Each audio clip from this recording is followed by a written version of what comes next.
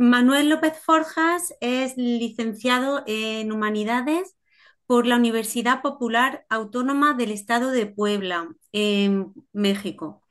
Estudió el máster en Pensamiento Español e Iberoamericano en la Universidad Autónoma de Madrid, donde también realizó el doctorado en Estudios Hispánicos, Lengua, Literatura, Historia y Pensamiento, especializándose en Historia del Pensamiento Español e Iberoamericano. Ha sido investigador postdoctoral en la Universidad de Roma, La Sapienza, y en la Universidad de Glasgow, con un proyecto Civis Marie Curie financiado por la Comisión Europea. En la actualidad forma parte del Sistema Nacional de Investigadores e Investigadoras de México en el nivel 1. Es autor de la monografía El joven Joaquín Costa, Filosofía, Cultura y Educación, publicada por el Instituto de Estudios Alto Aragoneses en 2022, y de varios estudios sobre autores del exilio republicano español, como Adolfo Sánchez Vázquez, Pedro Bosch Gimpera, Eduardo Nicol y María Lejárraga. Este año ha sido beneficiario de la ayuda a la investigación que convoca anualmente la Fundación Francisco Ayala con el proyecto titulado La vida social y cultural en la Segunda República, tres testimonios inéditos de Francisco Ayala. En su ponencia de esta tarde, Manuel López Forjas se centrará en los aspectos filosóficos e históricos en torno a Tragicomedia de un hombre sin espíritu. Pues cuando tú quieras, Manuel. Buenas tardes, buenos días, según se ve desde América Latina. Muchas gracias a Carolina por la presentación tan amable y por haber confiado en mí para compartir este encuentro con la profesora Ana Vaquero, que nos ha ilustrado tanto sobre los aspectos filológicos de la obra de una manera magistral. Muchas gracias a la Fundación Francisco Ayala, saludando también a su director, Manuel Gómez Ros, a Raúl Guerrero y a los miembros que conforman la Red Internacional de Investigadores. Por mi parte, siendo mi perfil más bien anfibio entre la filosofía y la historia, siguiendo lo más fielmente posible la sugerencia que Carolina me ha hecho para trazar en este encuentro los aspectos históricos y filosóficos que permiten contextualizar la tragicomedia de un hombre sin espíritu, de Francisco Ayala. En este sentido, dividiré mi exposición en tres partes que tienen que ver con la filosofía y los estudios filosóficos. Luego me detendré en una revisión del periodo histórico en España que atraviesa la vida de Ayala, del joven Ayala, cuando escribió la novela. Y finalmente destacaré, si hay tiempo, tres aspectos de la obra que me han llamado particularmente la atención y que quisiera compartir con ustedes por los contenidos filosóficos o la propia capacidad del autor de reflejar elementos de su época con una gran vigencia. Comenzando por la dimensión filosófica, debo destacar la inserción, o me gustaría hacerlo, de la tragedia de un hombre sin espíritu, la tragicomedia, en la órbita de las novelas filosóficas españolas que el propio autor leyó vorazmente en su juventud, desde Niebla de Miguel de Unamuno, Belarmino y Apolonio de Ramón Pérez de Ayala, siendo Belarmino en relación al jesuita del barroco, mencionado en la propia tragicomedia, sobre todo por la distinción de las dos actitudes filosóficas de ambos. Mientras Belarmino es un filósofo dramaturgo y estoico, Apolonio, que sigue lo apolíneo precisamente, sigue una filosofía poética y epicúrea. Ayala representa de este modo en uno de los primeros diálogos de la novela, entre los dos amigos de Miguel Castillejo, Durán y el narrador, estas dos tendencias intelectuales de la filosofía clásica que oscilan entre la moderación de las pasiones y la búsqueda del placer.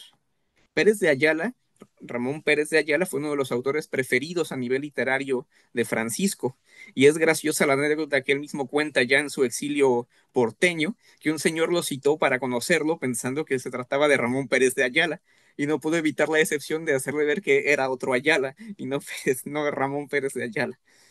Según el propio Francisco, Ramón Pérez de Ayala había elogiado su tragicomedia en una interview, como él le llamaba, publicada en el Heraldo de Madrid, que merecería la pena localizar. No la he podido ver más allá de que el propio Francisco menciona esta, este elogio que le hace también Pérez de Ayala. La otra obra filosófica que está muy presente es El Árbol de la Ciencia de Pío Baroja. Su protagonista, el doctor Andrés Hurtado, comparte con Miguel Castillejo la costumbre de frecuentar la Biblioteca Nacional, como el mismo joven Ayala y el propio Pío lo hacían.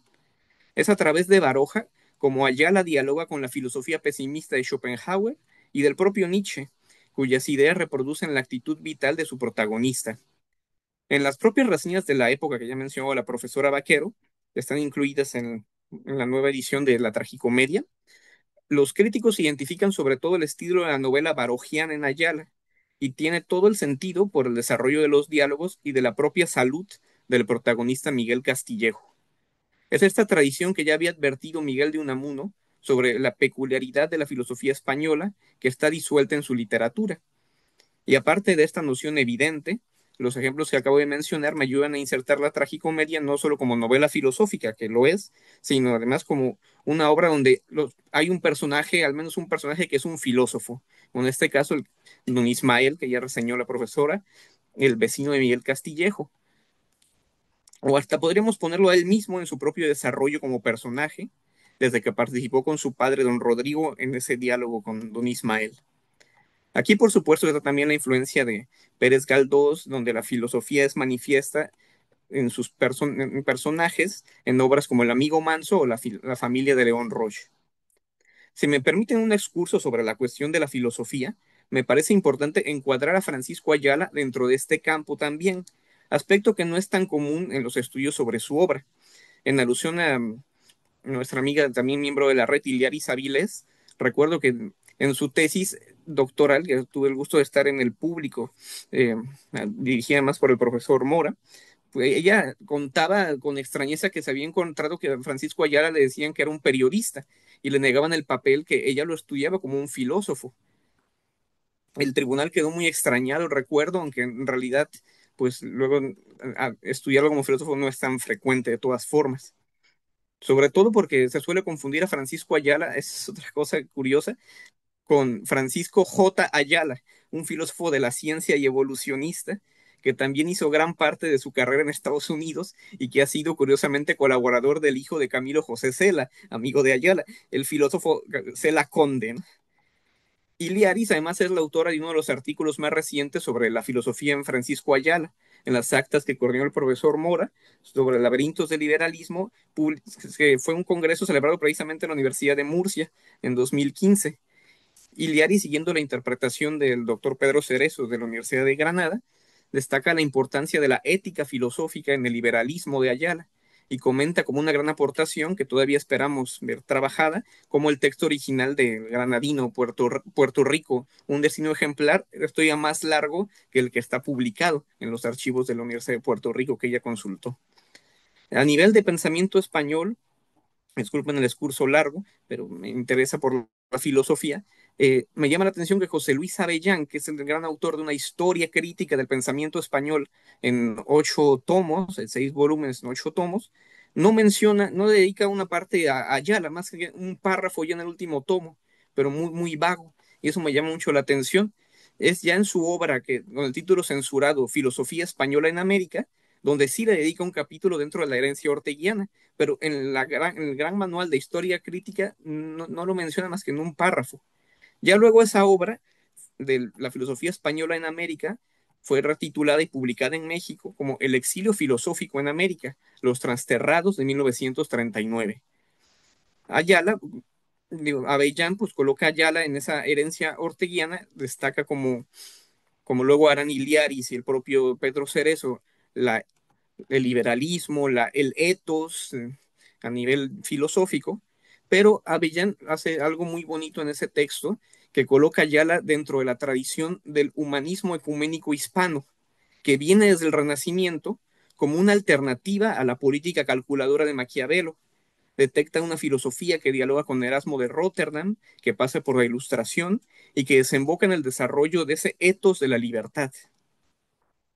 Yo también, a partir de esto, veo una influencia de Fernando de los Ríos, quien no le dio clases directamente porque Fernando de los Ríos era profesor en Granada cuando Ayala estaba en la Universidad de Madrid, pero ya Ayala, el joven Ayala, había reseñado en Revista de Occidente su libro Religión y Estado en la España del siglo XVI, donde habla precisamente de estos temas del ecumenismo.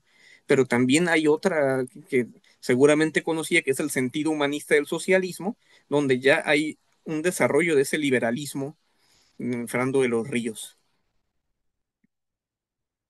Ya en tiempos más recientes, ya nos conectamos también con la parte literaria, Desde el año pasado, en 2024, el Instituto de Estudios Madrileños, que seguí todo el congreso online, donde se puede consultar en YouTube, hizo un ciclo de conferencias dedicado a la Escuela de Madrid y ahí tanto José Luis Villacañas como Marcelino Agis de la Universidad de Santiago de Compostela colocaron a Francisco Ayala como un miembro de la Escuela de Madrid. Y a mí me llamó la atención, ¿no?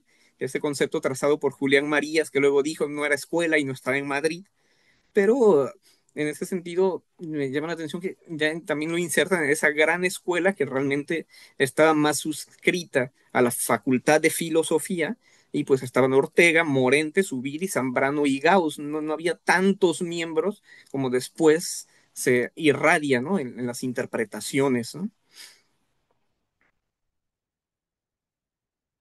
Lo que sí estamos seguros es que Ayala tenía un interés manifiesto por la filosofía. Y esta es la razón, por ejemplo, como según él le contó en una entrevista larga a Elena Aup, hija de Max Aup, que él se fue a Alemania ya en 1929 a estudiar ciencias políticas porque era lo más parecido a lo que eran sus intereses generales, que era la filosofía. Por eso eligió ciencias políticas.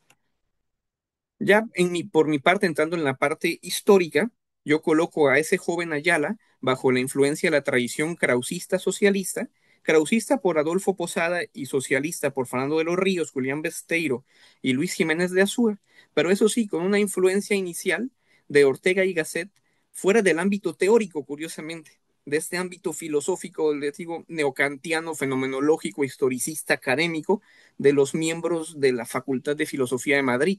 Es una influencia muy particular porque no siguió el magisterio de Ortega en las aulas, sino fue un magisterio más personal, libre, liberal en sus propios términos, pero que estuvo muy atento, sobre todo en esa década, cuando escribió la tragicomedia, a cada obra, a cada artículo periodístico del filósofo madrileño. Por ejemplo, en ese congreso, ciclo de conferencias del Instituto de Estudios Madrileños, hay una que el profesor José Montero Reguera, que es un gran cervantista de la Universidad de Vigo, que dedica la conferencia a Ayala, leyendo a Cervantes con Ortega de fondo. Y él demuestra la presencia de las meditaciones del Quijote, que ya también la mencionó la profesora Vaquero, de, que es de 1914, que está totalmente transversal en los ensayos de Ayala, sobre todo en los ensayos cervantistas. Desde el comienzo, Montero Reguera ve cómo Ayala recuperó de Ortega su visión del Quijote como la primera novela moderna y por supuesto su reacción anti-unamuniana, pues el rector de Salamanca, como se sabe, consideraba más importante al Quijote, al personaje, que al autor, a Cervantes. Y por mi parte detecto ya una lectura y una asimilación de las meditaciones del Quijote en el joven Ayala, y lo veo desde el título de la novela, que también ya ha mencionado la profesora Vaquero. Obviamente, pues está en la tradición desde la Celestina, de la tragicomedia, de, de Galisto y Melibea, de Fernando de Rojas, eh, el propio Ortega define en la meditación primera o el breve tratado sobre la novela a la novela precisamente como síntesis de tragedia y comedia. La novela, dice Ortega, es esencialmente cómica, pero la tragedia es la línea superior de la novela y una parte sustancial, por lo que la novela es definida como tragicomedia. Esta primera novela de Ayala, pero también en escritos posteriores, lo cómico juega un papel fundamental en el destino casi siempre trágico de sus personajes, ¿no? Para el proyecto de investigación que estoy terminando con las ayudas de la Fundación Francisco Ayala, estoy usando como eje de interpretación la visión que nos dejó el historiador Santos Juliá sobre el liberalismo de Francisco Ayala. En la gran exposición que se hizo por el centenario de Ayala en la Biblioteca Nacional de España, precisamente en 2006, Santos Juliá dio una conferencia donde estudia a Ayala como un autor genuinamente liberal, desde el inicio de su carrera como escritor hasta su madurez.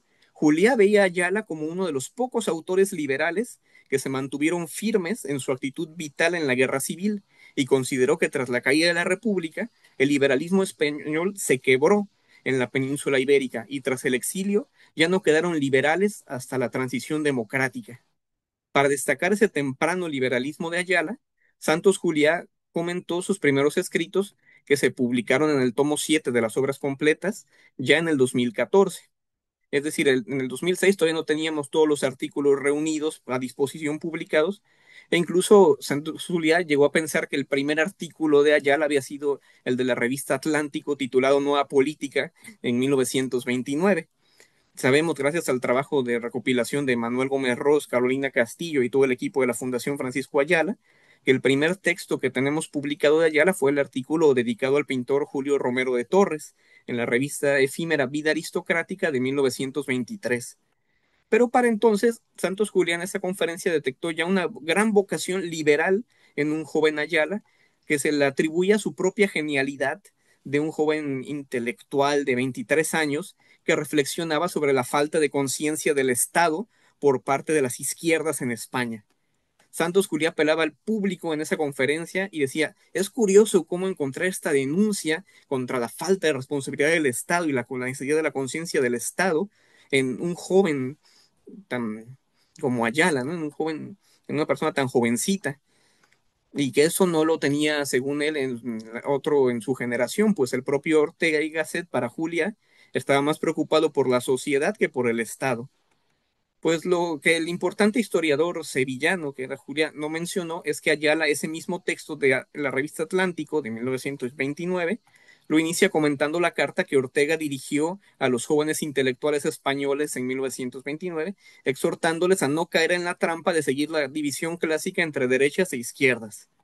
Es el resultado del manifiesto colectivo firmado, entre otros, por Ayala, García Lorca, Salazar Chapela, Benjamín Jarnés o Pedro Salinas, donde Ortega respondió muy positivamente a favor del liberalismo, diciendo, como citaba Ayala y sus compañeros, seamos tan liberales que lo seamos como quien respira.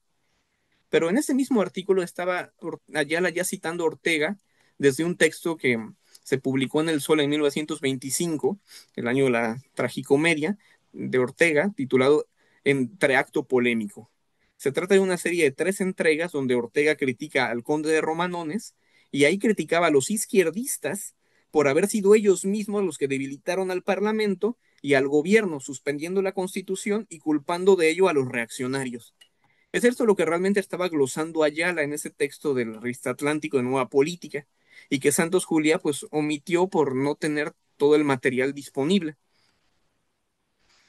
Eso sí, Santos Juliá, al ser el mayor defensor de Manuel Azaña, quiso colocar a Ayala en su órbita, ¿no?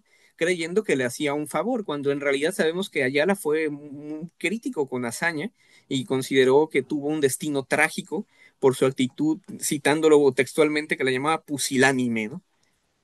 El joven Ayala, como se aprecia, recurría no solo a los libros completos de Ortega, sino que estaba muy actualizado de su producción y comentaba sus últimos artículos publicados en la prensa. Es así que ya en el año de la publicación de la tragicomedia, cuando la escribe, mejor dicho, el año antes, en el verano del 24, ya da cuenta de 2 lecturas de Ortega en las que se aprecia su admiración y su asimilación conceptual. Y de ahí toma, por ejemplo, la distinción entre liberalismo y democracia. Para Ortega, y Ayala lo recupera, pues el liberalismo es consecuencia del punto de vista individual y la democracia es del punto de vista social.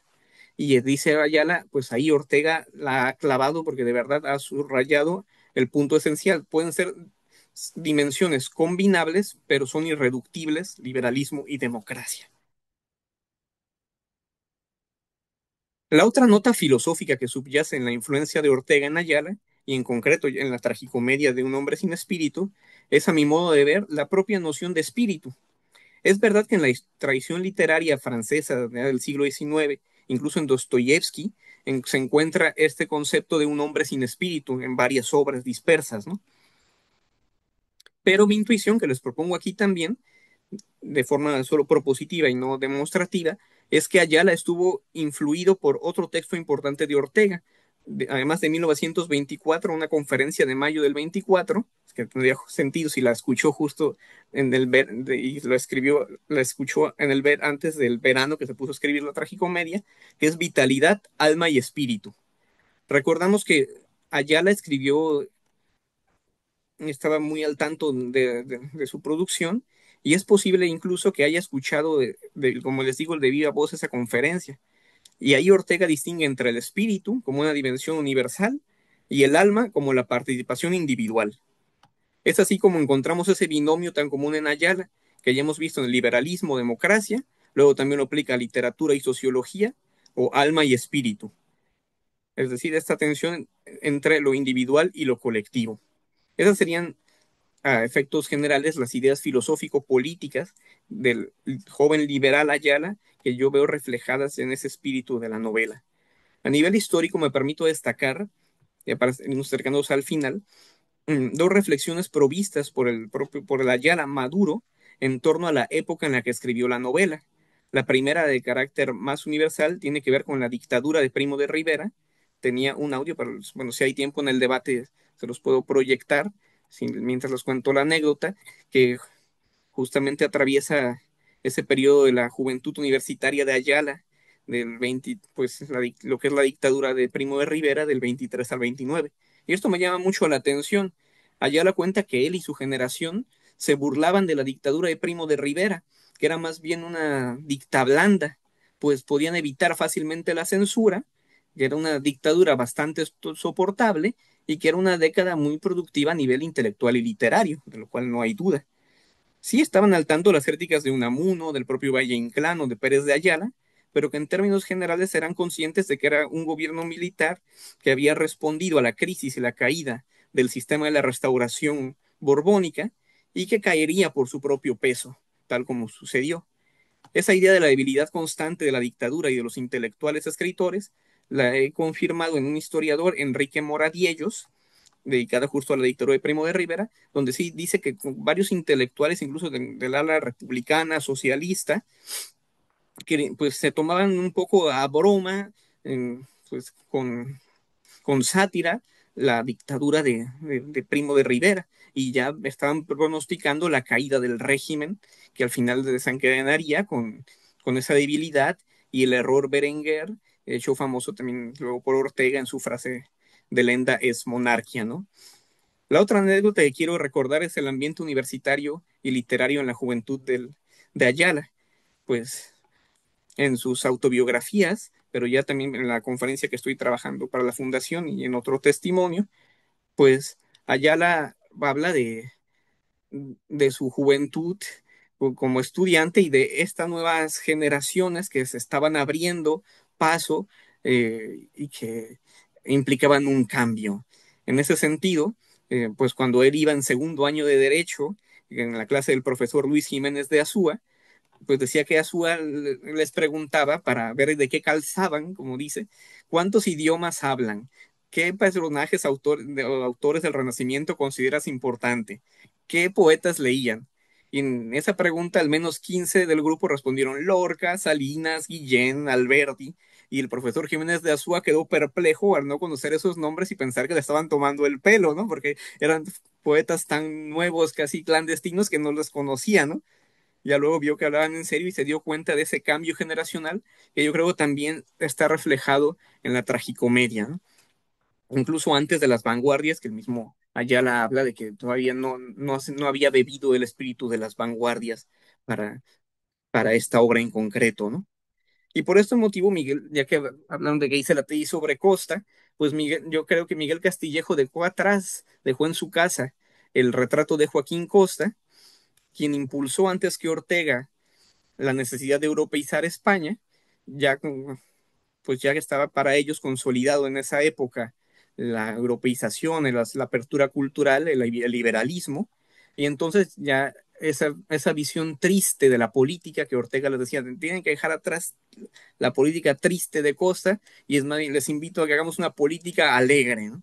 Y ese espíritu yo creo que de alguna manera también está ahí, y termino simplemente con la lectura para, iba a leer dos, pero solo ya leo uno para terminar, de una anécdota donde muchos nos veremos reflejados, que, que representan la realidad de ese Madrid de Ayala, que está en la tragicomedia, y, y que cuando su protagonista va a la Biblioteca Nacional, pues comparte algo que muchos compartimos en el pasado cuando uno va a ese templo, ¿no? Ahí en Madrid. Dice en la tragicomedia, la Biblioteca Nacional tenía sus preferencias en este sentido, como biblioteca, como lugar público, como lugar confortable, relativamente confortable y como lugar barato. Pedía algún volumen y se pasaba las horas en aquel salón de ambiente acogedor e íntimo, recostado en un sillón, con la cabeza apoyada en la mano y el libro ante los ojos, gozando de un suave bienestar. La temperatura era agradable, la luz discreta, amortiguada al cernerse por los turbios cristales, el silencio grato. Luego, todo este ambiente que describe, pues lo ve con su amigo cuando conoce a Durán y empiezan a quejarse de las condiciones. Al poco rato, como ya era tarde y se veía poco, encendieron las luces.